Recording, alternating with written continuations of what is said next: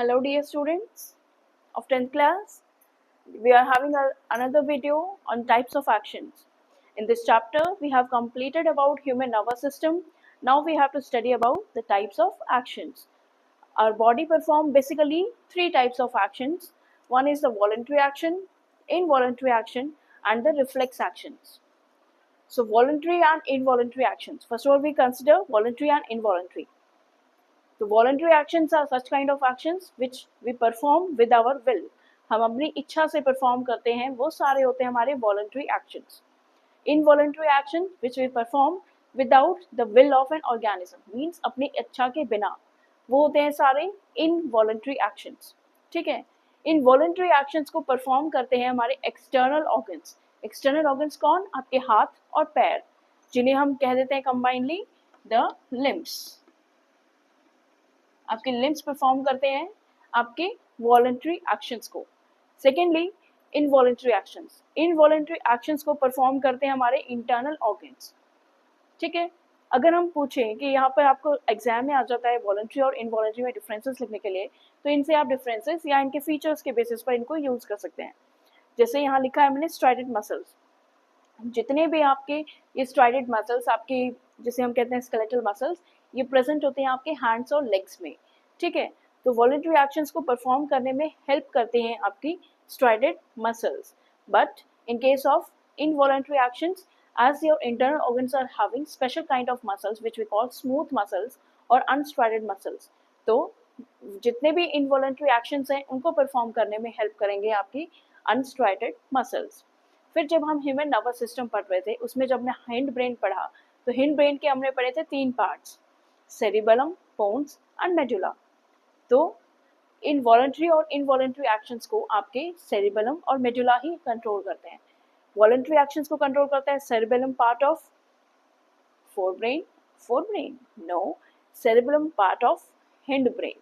और involuntary actions को control करती है medulla oblongata of hind brain.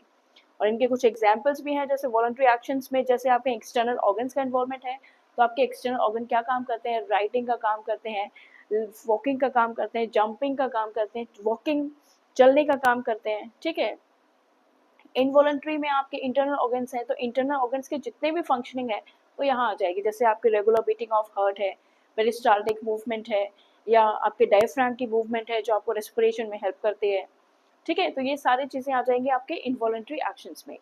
एक और इनवॉलंटरी एक्शन है जो हमारी बॉडी में प्रेजेंट है, होता है, अचानक हो जाता है, जो आपका जिसका बेसिक नेचर है आपको प्रोटेक्ट करना कुछ हार्मफुल स्टिमुलस से. ठीक है. तो वो होते हैं हमारे रिफ्लेक्स एक्शंस. रिफ्लेक्स एक्शंस कैसे होते हैं? ये सडन अचानक हो जाते हैं, ऑटोमेटिकली अपनी बॉडी परफॉर्म कर लेती है. इनवॉलंटरी एक्शंस हैं. ठीक है. तो ये जो सडन इनवॉलंटरी एक्शंस हैं, इन्हें हम कहते हैं रिफ्लेक्स एक्शंस. रिफ्लेक्स एक्शन के दौरान जिस तरीके से मैसेज ट्रांसफर होता है आपकी बॉडी में, वो एक आर्क के फॉर्म में ट्रांसफर होता है.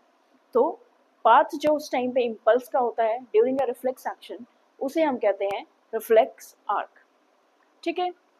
तो ये तो हमारे थे types of actions, voluntary, involuntary and reflex actions.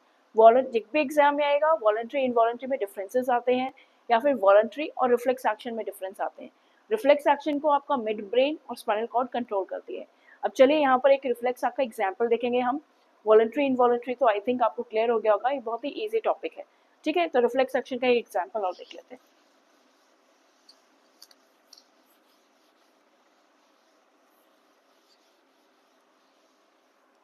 कोई भी आपका रिफ्लेक्स आर्क के लिए, कोई भी आपका जैसा कोई हार्मफुल स्टिमुलस, जैसे बहुत ही हाई इंटेंसिटी का साउंड आपको सुनाई दे रहा है,